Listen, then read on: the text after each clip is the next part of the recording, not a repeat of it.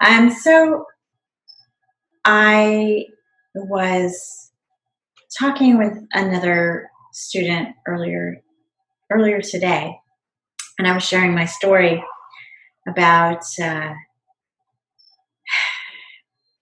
my husband dying, and that was 13 years ago. And in some ways, it feels like an old story that doesn't have any relevance, and yet um, there's something in there that I feel like I want to um,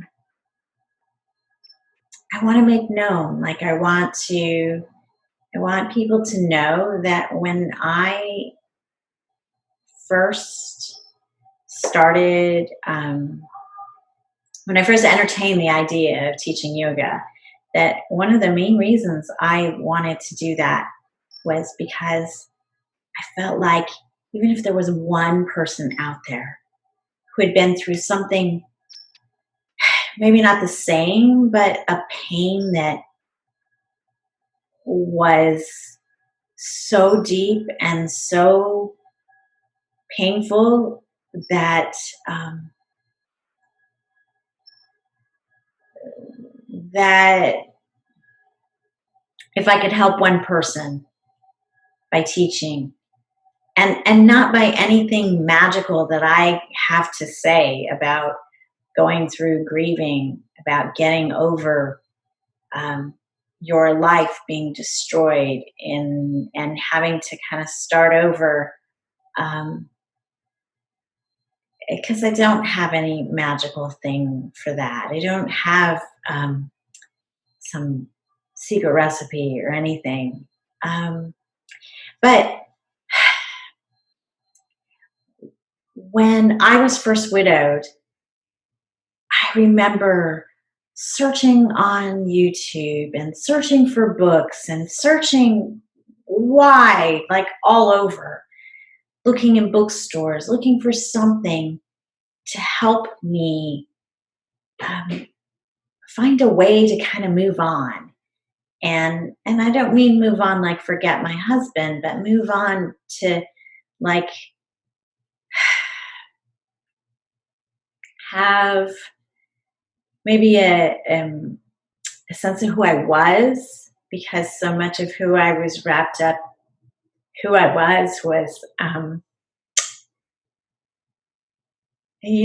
was being my husband's wife, being the mother of our kids, um, all of that. And there was so much that happened, and the speed in which um, he got sick and was taken from us was just like this insane, fast um, life event that left me where I remember like the alarm going off, or maybe just opening my eyes to a new day. I wanting to just pull the covers over my head and not get up. I hurt, and I didn't know. I didn't know how it was going to go on. Like it was like so hard. But I had these two kids that were also hurting. They were hurting, I'm sure, more than me, because they didn't have the same knowledge that I had about cancer and um, death and dying and life, and just everything.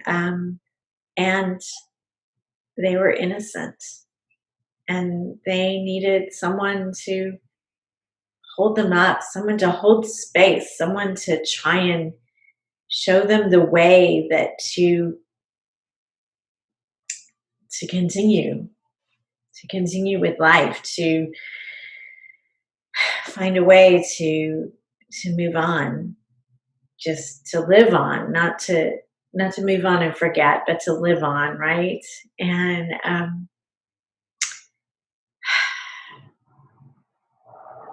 So I was looking for something, for somebody that was going to tell me like how to do it. And I remember going to this grief support group. The first one I went to was Kaiser had put it on. We were Kaiser um, patients, and so I went to the Kaiser grief support group that was for adults. And I'd heard from um, our hospice social worker that they didn't really have anything for kids, but that they had a program that was pretty new and that they had something. But we had recommendations to go to Hospice of the Valley, which was a whole other thing. Anyways, I went to this support group at Kaiser, and the guy went up on his whiteboard and proceeded to draw this nice circle and this giant wedge taken out of it, and talked about the hole that was left behind. And I'm like sitting there going, yes, that hole. Yes, I get that. And waiting for what was going to come next. And there was no answer. There was no like, and this is how you move on, or and this is how you find a way to fill the hole or to just live with the hole. There was nothing. I went away thinking like, yeah, thank you so much for pointing out like how broken I am. Like I didn't know enough about how broken I was. Like I wanted to be whole and I just didn't feel whole. And I ran and I ran and I ran and I ran and I ran and I'd cry. And like at some point, my body just started to take its toll. And I certainly, worked through a lot. I also did a lot of writing, and I had a lot of blogger support. And I also went to Hospice of the Valley. They have a great program for parents of grieving children.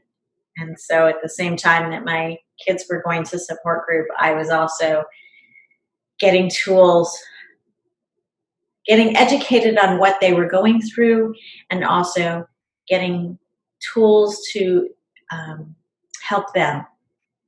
And a little bit also with how to help myself. But mostly, I think the big thing was how to help them.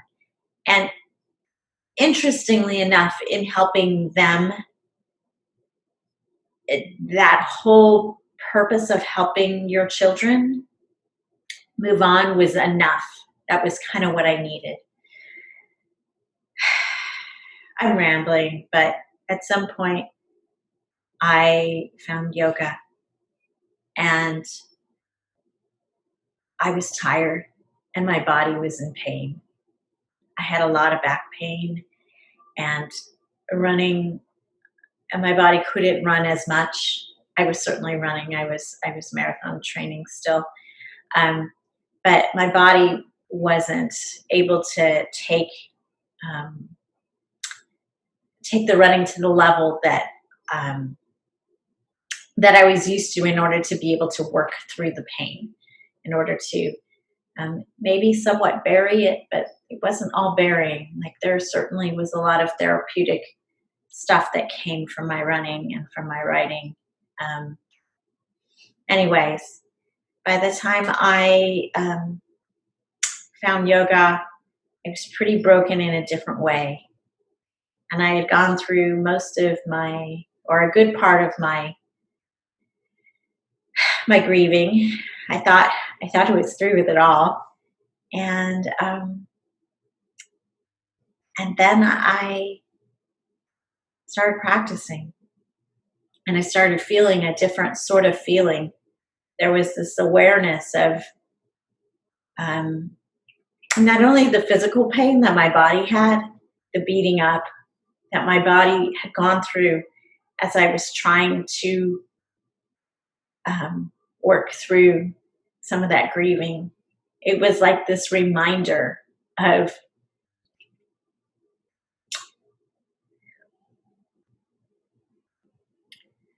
all the tears and the anger and just everything, the pain, the feeling so alone that I had in my running. Like suddenly it was all right there spinning through my mind, and still I was like moving. And I remember feeling at first a little overwhelmed with it. I would get in shavasana and I would just cry and cry and cry. And thankfully shavasana was long enough that um, I could kind of release those tears mostly and let them sort of be wiped away before I had to like walk out and go back to functioning. Um, and it was like when I started my Mysore practice, that was really when I think I was able to go a little deeper. Um, and part of that was because I was moving at my own breath, and I was directing my own practice. And the poses are set, and you do the sequence how it's been given to you. But there is a level of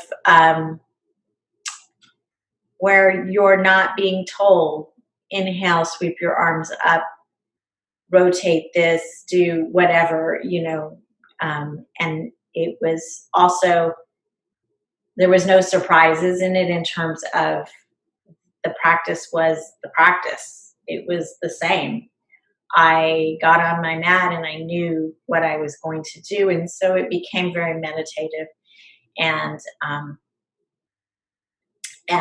it opened up another level of emotions and healing that I got to do, and I got to do it simultaneously with um, the physical pain as well as the emotional pain, and it was pain that interconnected stuff. It was like the deeper stuff, the pain that went back to childhood and um, wow, just pain from childhood, pain from different life experiences there that intertwined with that feeling of being on your own, of not knowing how your future was going to be, not knowing if you um, um, how your survival was going to be, like whether you were going to have to you know whether I was going to lose the house, whether I was going to have to move to Timbuktu in order to survive, and if I did, how was I going to do that, because all the jobs in my industry are here in the Bay Area and in just really distinct places in the United States. And I don't know. Anyways, again, I'm rambling, but when I decided to become a teacher, I wanted to just hold space. I wanted to hold space for people to be able to work their pain, work their emotions, work their pain in their body, whatever they were going through, on their own terms and with their own um, at their own speed, and just hold space for it. And if I could be there as a resource for something, I'm certainly happy to do that. But if I I'm just there just to hold space and to make it um, okay for them to go through their practice in that way, then that's what I wanted to do.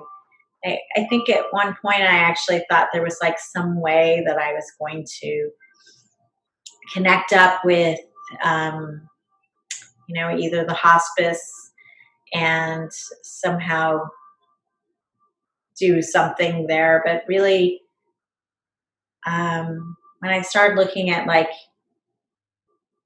what it was that made yoga be such a transformative thing for myself, there wasn't really any magical recipe. Um, there was just the space to be able to do that, and so I like to give that back, and um, that's what I wanted. And I guess why am I inspired to share this right now? Well, so while we're sheltering in place, there's a big pandemic going on, the SARS-CoV-2, also known as coronavirus, that um, when people are infected, um, they can get really, really sick. And maybe they can't, but anyways, we're all kind of held up in our houses and we're practicing at home. And um, and I am able to practice longer and more regularly because there's no commute time to work. Because I just roll out of bed, go downstairs, get my shot of espresso, and change and get on my mat, turn on my light, and turn on the Zoom, and I'm practicing. And if I don't make it to the Zoom meeting, then I'm practicing on my own.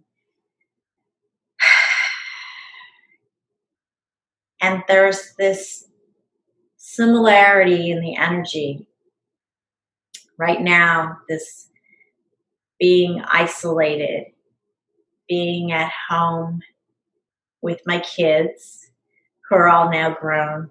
Um, but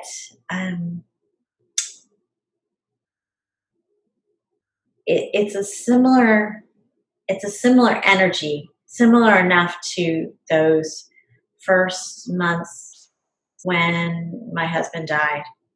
And in fact, he died in March, and the whole shelter in place started in March of this year. So he died 13 years ago. But um,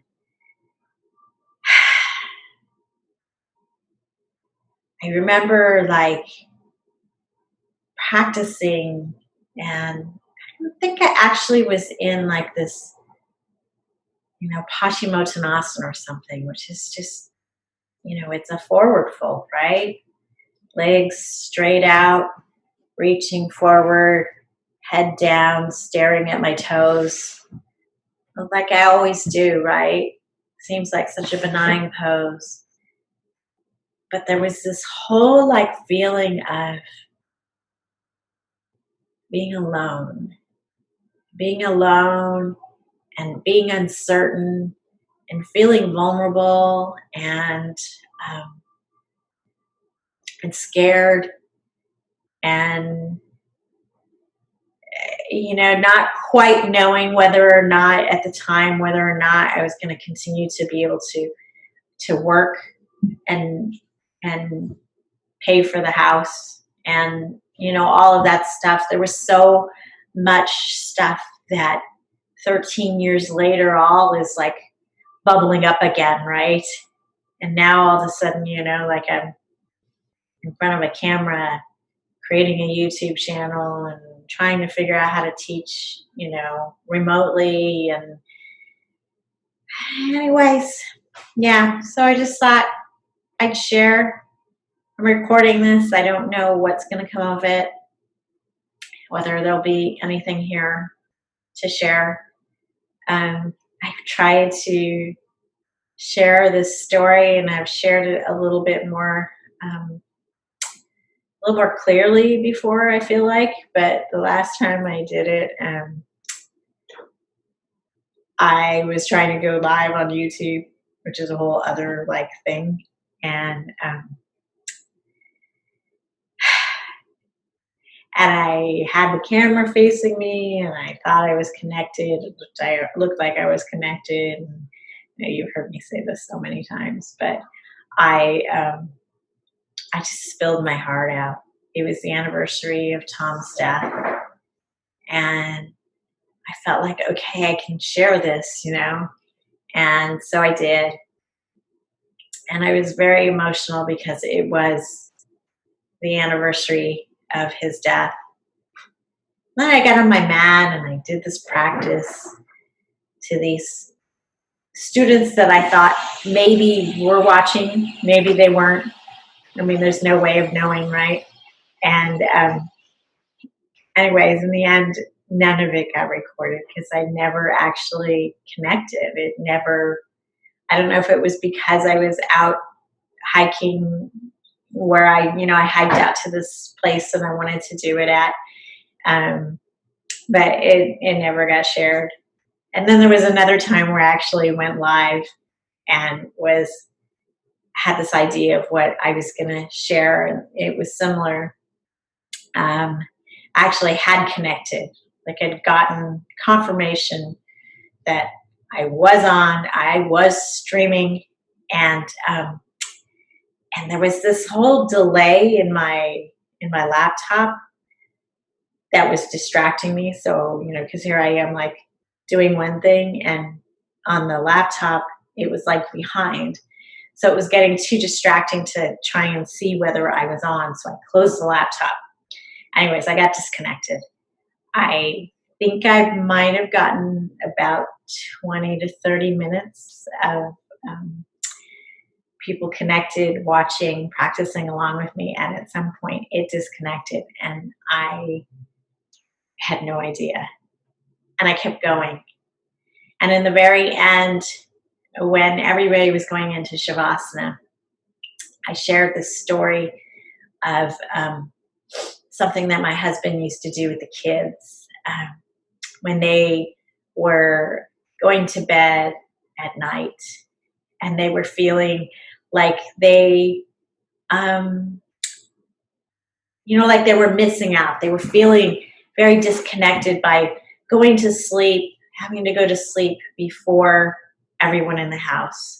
So their older brother was old enough to be staying up. He was working on high school stuff, or maybe that was just, anyways. And so my husband and I were awake and doing stuff, and they were going to bed, and they were feeling very left out. And so he would do this thing with them. He would tell them that